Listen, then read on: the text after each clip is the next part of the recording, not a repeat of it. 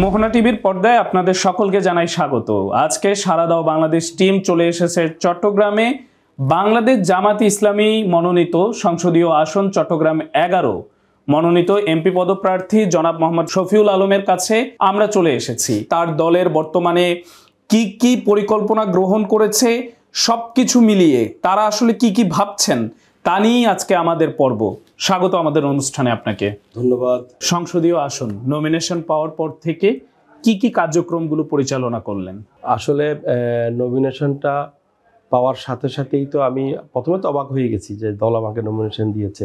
আমরা প্রথমেই সংগঠনের সিদ্ধান্তের আলোকেই আমরা নির্বাচন পরিচালনার জন্য যে প্রয়োজনীয় কমিটি এবং উপকমিটিগুলো করার কথা সেগুলো আমরা প্রথমে করে ফেলেছি এবং আমাদের সংশ্লিষ্ট কমিটি নিয়ে এই চট্টগ্রাম 11 আসনের এন্টায়ার ভোটার লিস্ট কেন্দ্র বেসিস আমরা এলাকা ভিত্তিক আমরা মানুষের চাহিদা কী, মানুষের চাওয়া পাওয়া কী, এলাকার বিরাজমান সমস্যাগুলো কী, বড় বড় সমস্যাগুলো কি, আমাদের প্রায়োরিটি কী হবে, এই বিষয়গুলো কিন্তু আমরা অলরেডি পরিকল্পনা নিয়েছি এবং আমরা এগুলো শর্ট অ্যানালাইসিস করেছি। জাতীয় পর্যায়ে আমাদের সংগঠন যেইভাবে চিন্তা করছে, আমাদের কেন্দ্রীয় সংগঠন যেই বিষয়গুলোতে এমফাসাইজ করছে সেই বিষয়গুলো কিন্তু আমরা আমাদের এলাকাতেও আমরা পরিকল্পনার সাথে আমাদের আছে এবং জনগণের সাথে আমরা আজকে প্রায় 8 মাস প্রায় আমরা দীর্ঘ সময় ধরে কিন্তু প্রতিটা ঘরে ঘরে যাচ্ছি, আমরা প্রতিটা মানুষের কাছে যাচ্ছি, চট্টগ্রামের স্থানীয় হিন্দু মুসলিম সবার কাছে আমরা যাচ্ছি এবং মানুষের সমস্যাগুলো সমাধানের ক্ষেত্রে কিছু বিষয় আছে আমরা এখন থেকে কাজ শুরু করে দিয়েছি। এর আগেও কাউন্সিলর হিসেবে দায়িত্ব পালন করেছেন একই এলাকাতে, তার মানে জনপ্রতিনিধি হিসেবে দায়িত্ব পালনের অভিজ্ঞতা আপনার আছে। এবার কি একটু নতুন চ্যালেঞ্জ মনে করছেন এমপি পদপ্রার্থী হওয়ার পরে? 2015 সালে সিটি কর্পোরেশন নির্বাচন হয়, ঢাকার দুটো city corporation, Chittagong city corporation একসাথে হয় নির্বাচন এবং সেই নির্বাচনগুলো একটা কঠিন চ্যালেঞ্জ ছিল প্রতিকূল পরিস্থিতিতে। এমনকি আমার বিরুদ্ধে মিথ্যা মামলা ছিল, কাজ করতে পারিনি, তখনও ক্রস ফায়ার দিয়ে ফেলবে এরকম একটা আতঙ্ক নিয়ে পালিয়ে বেড়াতে হয়েছে এবং আমি একমাত্র কাউন্সিলর প্রার্থী যিনি গণসংযোগ ছাড়া শুধু একবার লুকিয়ে এলাকায় এসে একটা দিন শুধু কাজ করতে পেরেছিলাম। আমার সহধর্মী নিয়ে এলাকার ভাই বোনদেরকে নিয়ে কাজ করেছেন। এখন অন্যরকম চ্যালেঞ্জ, সম্ভাব্য প্রতিদ্বন্দ্বী যারা হতে পারে তাদের পক্ষ থেকে আমার পোস্টার ছিঁড়ে ফেলা, ব্যানার ছিঁড়ে ফেলা ছাড়া আর আমাদের নারী ভোটকর্মী যারা আছেন তাদের বিরুদ্ধে হুমকি দামকি ছাড়া বড় ধরনের অন্য কোনো চ্যালেঞ্জের মুখোমুখি এখনো পর্যন্ত আমরা হইনি। জনগণ মনে করছে যে লেভেল প্লেইং ফিল্ডটা হয়তো তৈরি হয়নি। আমরা আশা করি যে এটা ইন কোর্স অফ টাইম এগুলো ঠিক হয়ে যাবে সব। ধন্যবাদ, একেবারেই স্পষ্ট উত্তর পেয়েছে আপনার কাছ থেকে। বাংলাদেশ জামায়াতে ইসলামীর প্রতিটি নেতার বিরুদ্ধে একটি ঢালাও অভিযোগ রয়েছে। সেই অভিযোগটি হলো আপনারা নিজস্ব কিছু বট বাহিনী তৈরি করেছেন, সেগুলোকে লালন পালন করেন, নিজেদের ইচ্ছে অনুযায়ী সেই বট বাহিনীগুলো দিয়ে প্রতিদ্বন্দ্বী প্রার্থী বা প্রতিদ্বন্দ্বী যারা তাদেরকে অপমান করেন, লজ্জায় ফেলে দেন। জনগণের উদ্দেশ্যেই জানতে চাই যে আপনি জামাতের নেতা হিসেবে কোনো বট বাহিনী লালন করছেন কিনা, আর এটি কি শুধুই অভিযোগ নাকি এটির সত্যতা আছে? এই বট বাহিনীর নামটা বাংলাদেশে ইদানিং শোনা যাচ্ছে। প্রথম আমরা শুনেছি ডাকসু নির্বাচনে আমাদের প্রতিপক্ষের যারা মুরব্বী সংগঠন তাদের পক্ষ থেকেও এটি আসে এবং তারা বলেছিল এই বট বাহিনীর গুজব বাস্তবতার সাথে মিল নেই এবং ছাত্র শিবিরের নেতৃত্বে যে প্যানেল এটি 5 নাম্বার হবে। যদি সেটাই সত্য হতো তাহলে তো ছাত্র শিবির 5 নাম্বার হওয়ার কথা বা হেরে যাওয়ার কথা ছিল।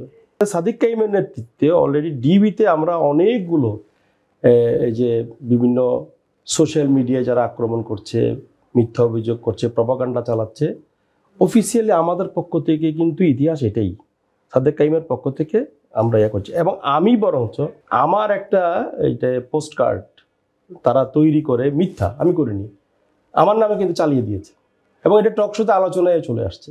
আমরা বরঞ্চ এটা নিয়ে আতঙ্কে আছি। তাহলে এই বট বাহিনীগুলো আসলে কারা মেনটেন করে বলে আপনার ব্যক্তিগতভাবে মনে হয়? এটা আমার মনে হয় যে ল এনফোর্সমেন্ট অথরিটি এবং যারা সংশ্লিষ্ট কর্তৃপক্ষ আছেন তাদের উপর ছেড়ে দেওয়া যেগুলো বের করা উচিত। ডাকসু, চাকসু কিংবা ছাত্র সংসদ নির্বাচনগুলোতে বিপুল ভাবে আপনারা জয়লাভ করেছেন। আপনাদের প্রতিদ্বন্দ্বী দলের অনেকেই বলে থাকেন যে এটি আসলে জাতীয় নির্বাচনে প্রভাব ফেলবে না। আপনার কাছে কি মনে হয়, ডাকসু নির্বাচন কি জাতীয় নির্বাচনে প্রভাব ফেলবে? ডাকসু, চাকসু, রাকসু, জাকসুতে তো এই বাংলাদেশের 64টি জেলার সবচেয়ে মেধাবী ছাত্রগুলো পড়ালেখা করে।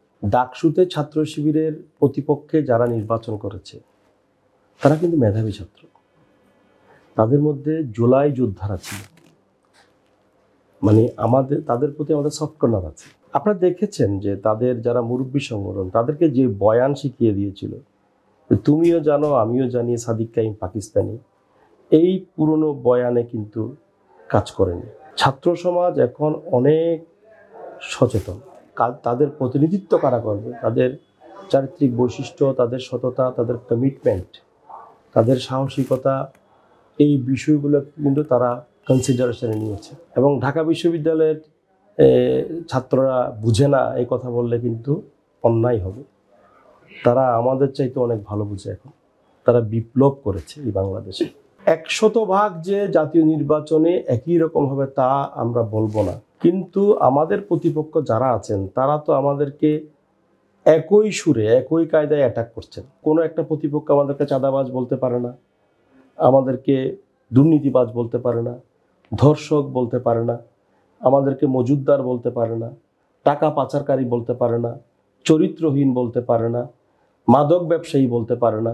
একটা কথাই আমাদের বিরুদ্ধে ব্যবহার করে, তুই রাজাকার। এই রাজাকার শব্দের উপর তো একটি ফ্যাসিস্ট শক্তির পতন হয়ে গেছে। পতিত শক্তির বয়ান দিয়ে কেউ বিজয়ী হওয়ার স্বপ্ন দেখলে তারা মনে হয় ভুল করছে। আপনি একটি বিশ্ববিদ্যালয়ের ট্রাস্টি হিসেবে আছেন এবং সেই বোর্ডেও আপনি আছেন। আপনার এই কথার প্রসঙ্গেই আমার মনে পড়ল, আপনার প্রতিদ্বন্দ্বী দল এবং মহানগরেরই তিনি একটি নির্দিষ্ট দলের দায়িত্বে রয়েছেন, বড় দায়িত্বে। তার পার্সোনাল ইন্টারভিউতে তিনি বলেছিলেন যে 5ই আগস্টের পরে কারা দখল করেছে তা বাংলাদেশের মানুষজন দেখেছে, কারা বিশ্ববিদ্যালয় দখল করেছে, কারা ব্যাংক দখল করেছে। এই ক্ষেত্রে কি মনে হয় যে এই কথাটি আসলে আপনাদের দল কিংবা আপনাদেরকে কেন্দ্র করেই তিনি বলেছেন, অথবা আপনারা কি আসলেই এই যে 5ই আগস্টের পরেই আমরা দেখলাম আইওসির, আমি একেবারে নাম নিয়েই বলি, আপনার বিশ্ববিদ্যালয়ের পুরো ট্রাস্টি বোর্ড চেঞ্জ হয়েছে এবং সেই বোর্ডে শুধু আপনাদেরই দলের লোকজনরা সুযোগ পেয়েছে কিনা সেটি জানতে চাই প্রথমে। এবং ইসলামী ব্যাংক, সেখানেও ট্রাস্টি বোর্ডে শুধুমাত্র কি আপনাদের দলের লোকজনরাই যোগ্য বলে আপনি মনে করেন? অন্য দলের লোকরা কি সেখানে চান্স পেতে পারতো না? ধন্যবাদ আপনাকে।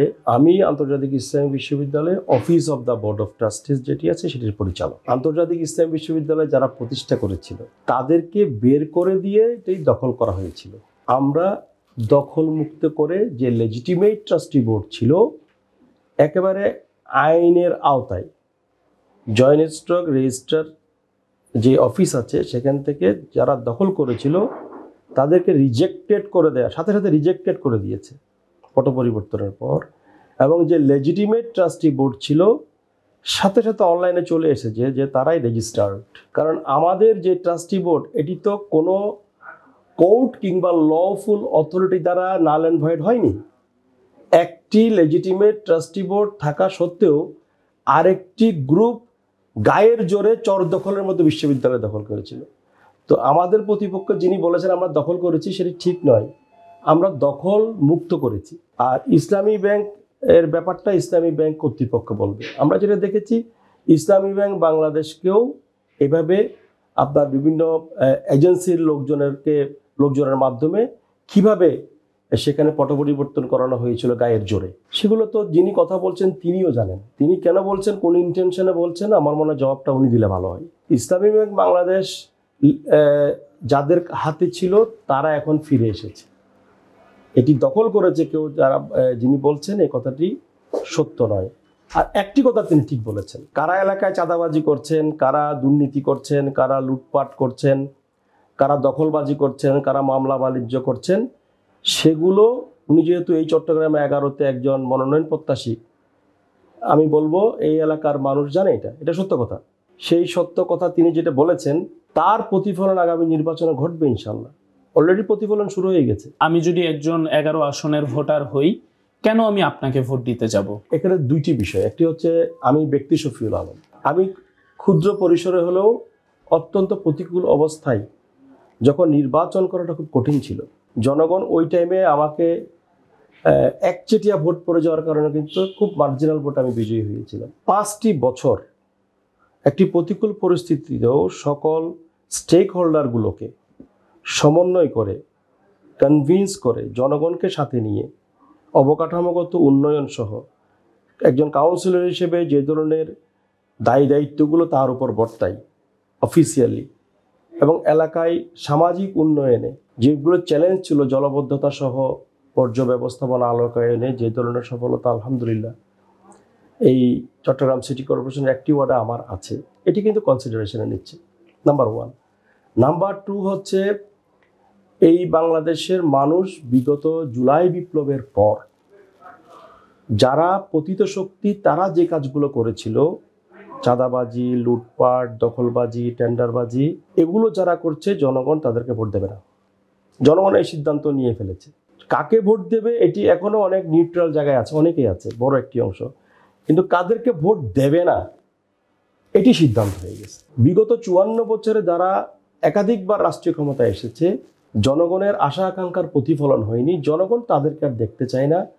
দেশের মানুষ একটা জায়গায় এসে সিদ্ধান্ত নিয়েছে, এখন বোঝাই যাচ্ছে যে এইবার তারা দাঁড়িপাল্লার বিজয় চাই। জনগণ একবার জামাত ইসলামীকে রাষ্ট্রীয় ক্ষমতায় দেখতে চায়। জাতীয় নির্বাচনেও একই রকমের প্রতিফলন হবে ইনশাআল্লাহ। গ্রামগঞ্জের একটি ডায়লগ তাদের ভাষায় বলতে চাই, বাপের কথায় পোলায় ভোট দেয়, পোলার কথায় বাপে ভোট দেয় না। তো ডাকসুর ব্যাপারটা আপনি বারবারই সামনে আনছেন, আপনার কি মনে হয় এই নির্বাচনে কি পোলার কথায় বাপে ভোট দিবে? দেখেন, পোলার কথায় বাপে ভোট দেবে না, বাপের কথায় পোলায় ভোট দেবে না। যে যার যার ভোট দেবে, বাংলাদেশের অবস্থানটা কিন্তু এখানে। এখন বাপ পোলা একই রকমের চিন্তা করছে বাংলাদেশ, ভিন্ন চিন্তা খুব কমই করছে। আর বাংলাদেশ তো এখন একটা অবস্থায় এসেছে, পোলা যদি সত্য কথা বলে, যৌক্তিক কথা বলে, এখনকার বাপেরা যৌক্তিক কথা মানার জন্য পোলা বললেও গ্রহণ করতে রাজি। তার মানে আপনারা পূর্ণাঙ্গ রূপে আশাবাদী যে ডাকসুর মতোই বাংলাদেশে আগামী নির্বাচন, এর চাইতেও ভালো কিছু আমরা আশা করছি। We are confident. আপনারা দেশ পরিবর্তন চাই, বাংলাদেশ আর প্রতিহিংসার রাজনীতি ফিরে যেতে চাই না। কারা ক্ষমতায় আসলে প্রতিহিংসার রাজনীতি আগের মতোই ফিরে আসবে, কারা ক্ষমতায় আসলে দুর্নীতি থেকে যাবে, কারা ক্ষমতায় আসলে আপনার লুটপাট, চাঁদাবাজি চলবে, জাতি কি মনে করেন এগুলো কনসিডারেশনে নিচ্ছে না? একেবারে স্পষ্ট উত্তর পেয়েছি, ধন্যবাদ আপনাকে। আমি খুব স্পষ্ট এবং সরাসরি উত্তর আপনার থেকে পাচ্ছি। আপনি কি পূর্ণাঙ্গভাবে বলতে পারেন যে আমি যদি আপনার নির্বাচনী এলাকায় যাই, তাহলে আমি কোনো মানুষ থেকে আপনার বিরুদ্ধে চাঁদাবাজি কিংবা কোনো ধরনের অপরাধের কোনো তথ্য প্রমাণ কিছুই পাবো না? আমি নির্বাচিত কাউন্সিলর থাকার পাশাপাশি চট্টগ্রাম সিটি কর্পোরেশনের অর্থ সংস্থাপন সম্পর্কিত স্থায়ী কমিটির চেয়ারম্যান ছিলাম। আমি মিডিয়ার সামনে বলছি, অ্যাক্ট অনুযায়ী 1 নম্বর স্ট্যান্ডিং কমিটি হচ্ছে অর্থ সংস্থাপন সম্পর্কিত স্থায়ী কমিটির চেয়ারম্যান যিনি হন, তিনি ওই স্ট্যান্ডিং কমিটি। তো চট্টগ্রাম সিটি কর্পোরেশনে তাহলে তো ওই আওয়ামী লীগের আমলেই তো আমি কাউন্সিলর ছিলাম।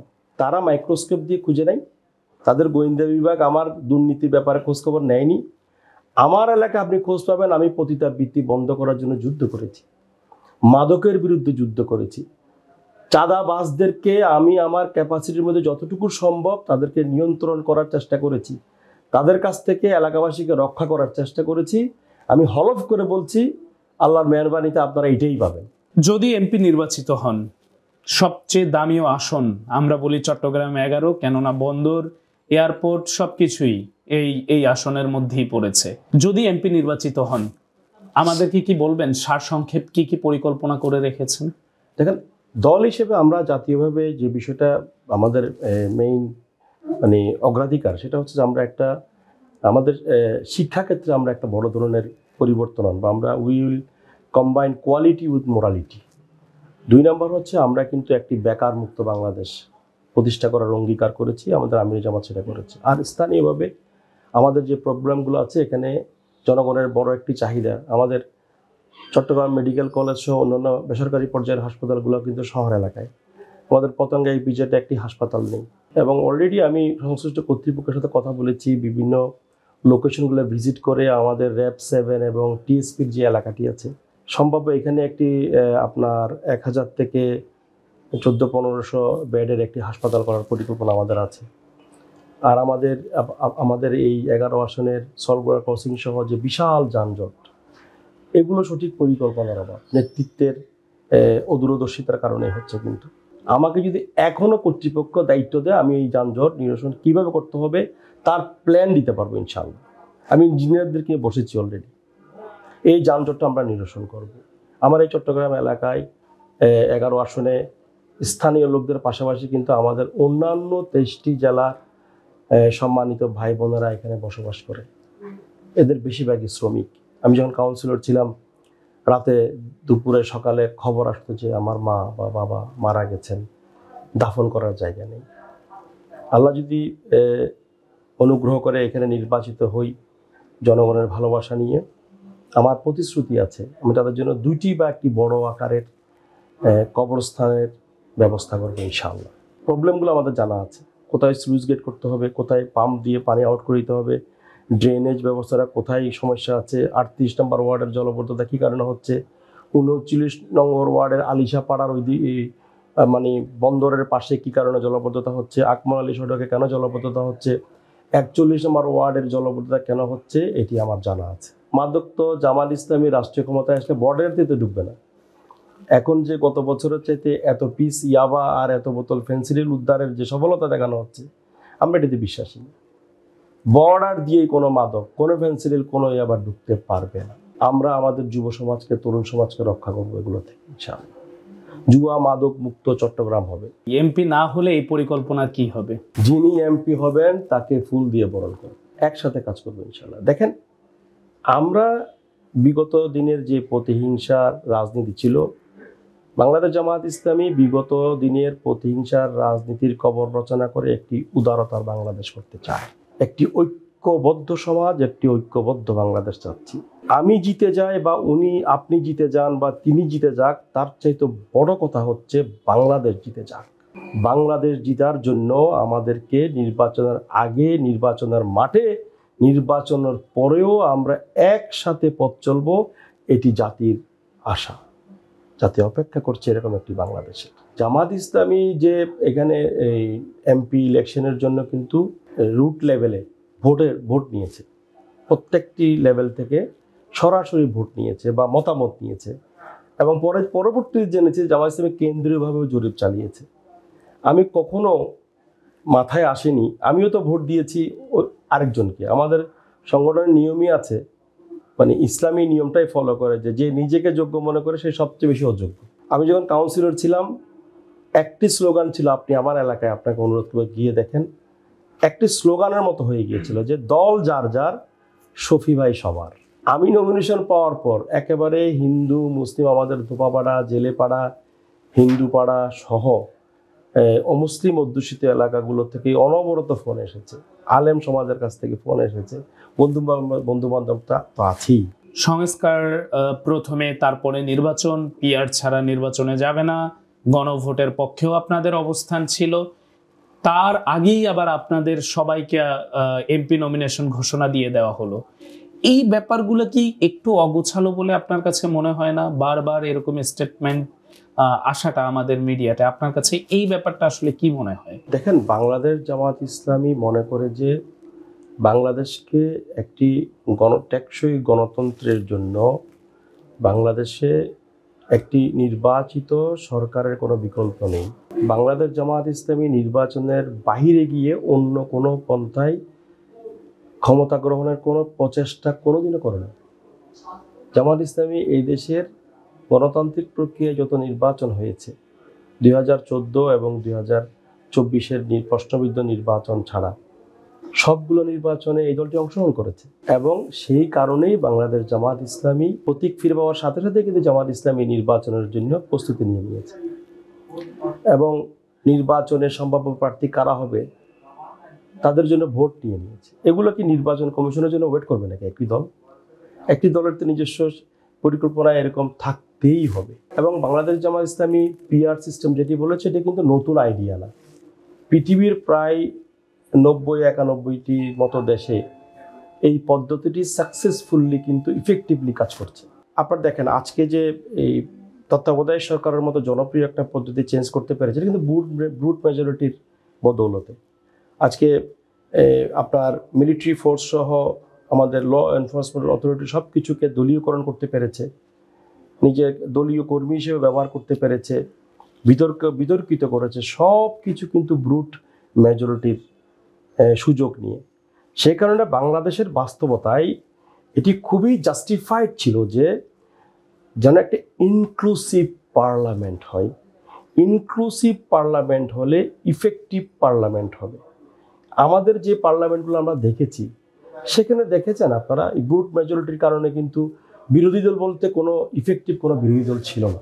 সেই কারণে বাংলাদেশ জামায়াত ইসলামী মনে করেছে বাংলাদেশের জন্য এমন একটি পার্লামেন্ট দরকার যেখানে ইনক্লুসিভ পার্লামেন্ট হবে, যেখানে আপনার দেখেন 38-37% ভোট নিয়ে একটি দল অধিক আসন নিয়ে 2/3 মেজরিটি নিয়ে ক্ষমতা চলে আসার সুযোগ আছে। আবার তাদের খুব নেক টু নেক কম ভোট পেয়ে কিন্তু 30-40টা আসন মাত্র পেল তারা। তাহলে তারাও প্রায় 34-35% ভোট পেয়ে হেরে গেল। তাহলে বাংলাদেশের 37% ভোট পেয়ে যারা বিজয়ী হলো, আর প্রধান বিরোধী দলের 35% ভোট সহ বাকি সবাই মিলে বাকি 60-63% ভোটারদের কোনো মূল্যায়ন হলো না। এই যে একটি ভোটও মূল্যায়নের বাইরে থাকবে না, সকল মানুষের ভোট মূল্যায়ন হবে। জনগণের প্রতিফলনের, প্রত্যেকটি নাগরিকের তার ইচ্ছার প্রতিফলন ঘটবে। এটি হচ্ছে পিআর পদ্ধতি। এবং এই পদ্ধতিতে যেহেতু আপনি আগেই কারা আপনার প্রার্থীর নাম জমা দিয়ে দেবেন ঠিক, কিন্তু আপনার মার্কাই ইলেকশন হবে। আজকে যে পেশি শক্তি এবং আপনার কালো টাকার যে ছড়াছড়ি, পিআর পদ্ধতিতে কিন্তু এটা সুযোগ নাই, এলিমিনেট হয়ে যাবে। সে কারণে পিআর পদ্ধতিটি জাস্টিফাইড ছিল। সর্বশেষ আপনার বন্দরবাসীর উদ্দেশ্যে এবং মোহনা টিভির দর্শকদের উদ্দেশ্যে যদি কিছু বলার থাকে। চট্টগ্রাম বন্দর বাংলাদেশের অর্থনীতির হৃৎপিণ্ড। চট্টগ্রাম বন্দরকে একটি আধুনিকায়নের মধ্য দিয়ে টেকনোলজি বেসড পৃথিবীর অন্যান্য উন্নত বন্দরগুলোর মানে এটি উত্তীর্ণ হবে, এটি আমাদের চাওয়া। বর্তমানে বন্দর নিয়ে যে ইস্যুগুলো আছে, সেখানে নিউ মেরিন কন্টেইনার টার্মিনাল, যেটি 2007 সালে প্রতিষ্ঠা লাভ করেছিল বাংলাদেশের বন্দরের নিজস্ব অর্থায়নে এবং বন্দরের নিজস্ব পরিচালনায় এটি অপারেট হচ্ছে। 2007 সাল থেকে আজকে প্রায় 18 বছর এটি successfully it's a profit concern. এটি ছাড়া আমাদের যে বে টার্মিনাল সহ আরও কিছু প্রকল্প নতুন ইনিশিয়েট হবে। এগুলো বিদেশি বিনিয়োগকারীদের মাধ্যমে করলে আমরা বরঞ্চ এটিকে ওয়েলকাম করব। বাংলাদেশে যে কোনো ধরনের বিনিয়োগ হওয়া উচিত, সেটি বন্দরে হোক বা অন্য ক্ষেত্রে হোক, এটিকে আমরা স্বাগত জানাই। বে টার্মিনাল সহ অন্যান্য নতুন প্রকল্পগুলো কেউ বলছেন যে ইন্টারিম গভর্নমেন্টের কোনো অধিকার নেই, আমি এটার সাথে একমত না। আজকে যদি বাংলাদেশে যদি বহিঃশক্তির কোনো আক্রমণ হয়, তাহলে কি আমরা বলবো এটি ইন্টারিম গভর্নমেন্টের কাজ নয়? সুতরাং প্রত্যেকটি গুরুত্বপূর্ণ রাষ্ট্রের জন্য, রাষ্ট্রের অর্থনীতির জন্য বা রাষ্ট্রের নিরাপত্তার জন্য যে কোনো সিদ্ধান্ত যে কোনো ইলেক্টেড গভর্নমেন্ট যেমন করবে, ইন্টারিম গভর্নমেন্টও করবে। আর বর্তমান যে ইন্টারিম গভর্নমেন্ট আছে সেটি কিন্তু একটি বিপ্লবের মধ্য দিয়ে এসেছে। বিপ্লব itself is more powerful and more legitimate than the constitution. কিন্তু নিউ মেরিন কন্টেইনার টার্মিনাল যেটি আমাদের এটি সফলতা আছে, এটি সফলভাবে চলছে। চট্টগ্রাম বন্দরের কর্মকর্তা কর্মচারী সহ সকল স্টেক হোল্ডারদের দাবি এটি বিদেশিদের হাতে তুলে না দেয়া। এই একটি ব্যাপারে, এনসিটির ব্যাপারে আমাদের বন্দর কর্মকর্তা কর্মচারীদের সাথে একমত। বিশেষ করে বন্দর কর্মচারীদের দীর্ঘদিনের দাবি যে আন্তর্জাতিক যে বন্দরগুলো আছে সে একই স্কেলে চট্টগ্রাম বন্দরও তারা তাদের বেতন ভাতা পাবে, এটি আমার দাবি। আর এই চট্টগ্রামকে যদি আমরা এগিয়ে নিতে চাই, বিশেষ করে চট্টগ্রামের সবচাইতে গুরুত্বপূর্ণ এলাকা হচ্ছে এই বন্দর এলাকা। এখানে 2টি ইপিজেড, এখানে বন্দর ভবন, এখানে কাস্টমস, এখানে shipping corporation, world trade centre, এখানে চেম্বার অফ কমার্স, বাংলাদেশের ব্যবসার হাব। এই এলাকার উন্নয়ন মানে সারা বাংলাদেশের উন্নয়ন। আমি মনে করি যে এই বাংলাদেশের সবচেয়ে গুরুত্বপূর্ণ সংসদীয় আসনটিতে আমরা চট্টগ্রামের অধিবাসী যারা আছি এবং আমরা অন্যান্য জেলার যে সম্মানিত অধিবাসীরা এখানে আছেন, শ্রমিকরা আছেন, তাদের স্বার্থে আমরা এমন একজন জনপ্রতিনিধি নির্বাচিত করব যিনি আল্লাহকে ভয় করে চলবেন, জবাবদিহিতার ক্ষেত্রে তার দায়িত্ব পালনের ক্ষেত্রে আমানতদারিতা থাকবে এবং এই চট্টগ্রামকে একটি চট্টগ্রাম 11 আসনকে একটি চাঁদাবাজ মুক্ত, দুর্নীতিমুক্ত, বৈষম্যহীন, দলমত, ধর্ম, বর্ণ নির্বিশেষে সকল মানুষের বসবাসযোগ্য একটি মানবিক বাংলাদেশ গড়ার জন্য তারা সঠিক নেতৃত্ব বাছাই করবেন আগামী নির্বাচনে ইনশাআল্লাহ। সর্বস্তরের ভাই বোনদেরকে আন্তরিক মোবারকবাদ জানাচ্ছি। আসসালামু আলাইকুম ওয়া রাহমাতুল্লাহ। ধন্যবাদ আপনাকে। প্রিয় দর্শক, শুনছিলাম বাংলাদেশ জামায়াত ইসলামী মনোনীত এমপি পদপ্রার্থী, বাংলাদেশের প্রাণ কেন্দ্র বন্দরের আসনের যিনি রয়েছেন, তার মুখ থেকে নানান বিষয়, আপনাদেরই নানান প্রশ্ন তাকে করার চেষ্টা করেছি। তিনি এমপি হওয়ার আগেই মাঠ পর্যায়ে কিভাবে যানজট, জলাবদ্ধতা এবং কিভাবে উন্নয়ন প্রকল্পগুলো বাস্তবায়ন করা যায় সেটি কিন্তু তিনি ইতিমধ্যেই সম্পূর্ণ করেছেন। আমরা চাই সকল রাজনীতিবিদ, বাংলাদেশের সকল দলের সকল রাজনীতিবিদ এরকম ভাবেই নির্বাচিত হওয়ার আগেই কিভাবে কি বাস্তবায়িত করবেন তা আগে থেকে পরিকল্পনা করে রাখুন। তাহলে আমাদের স্বপ্নের সোনার বাংলাদেশ খুব দ্রুত, খুব তাড়াতাড়ি গড়ে উঠবে বলে আমি বিশ্বাস করি। নতুন কোনো পর্বে, নতুন কোনো স্থানে, নতুন কোনো অতিথি, নতুন কোনো বিষয় নিয়ে আপনাদের সামনে হাজির হব। সে পর্যন্ত সারা দাও বাংলাদেশ তথা মোহনা টিভির সঙ্গেই থাকুন। ধন্যবাদ আপনাদের সকলকে।